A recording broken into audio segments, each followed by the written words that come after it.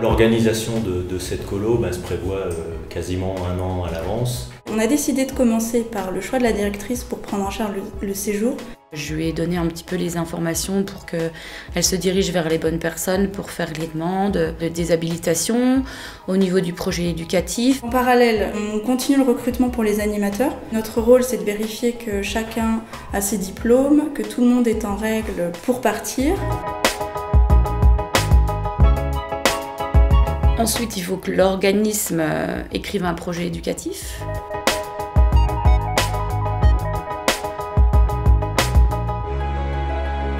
Ensuite, il faut que moi, je monte un projet pédagogique.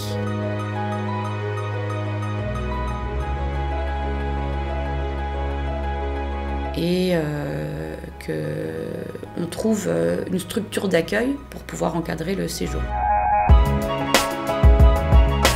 Un certain nombre de critères à respecter pour le choix de l'hébergement et il faut en général un accès aux pistes relativement facile puisqu'on peut avoir des enfants débutants.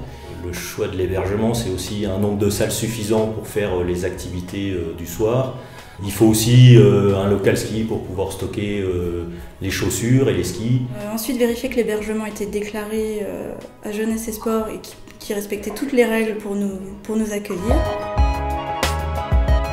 Montage financier, ça c'était quand même le plus difficile au départ. On veut rester en dessous des prix du marché pour faire partir un maximum d'enfants. Voir combien ça coûte, la location d'un bus, la location du chalet, les payes des animateurs et du directeur. Il fallait constituer du matériel aussi sur place pour que les jeunes puissent avoir des activités. Ensuite, on a souhaité également faire une convention avec la CAF pour permettre aux enfants qui ont le droit de bénéficier aux aides au temps libre d'en profiter pour ce séjour.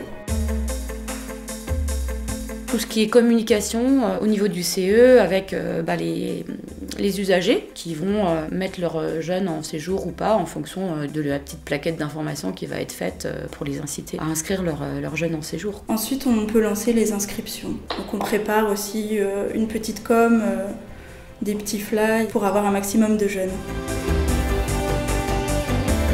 C'est d'avoir une équipe qui marche dans le même sens et qui échange. Moi je pense que c'est ça le plus important, l'envie de faire, l'envie d'aller, on se lance, et puis on va réussir à monter un séjour pour partager et pour vivre des choses sympathiques. La condition indispensable, c'est tout simplement d'amener sa bonne humeur pour le séjour et puis d'être volontaire pour partager et échanger avec les autres.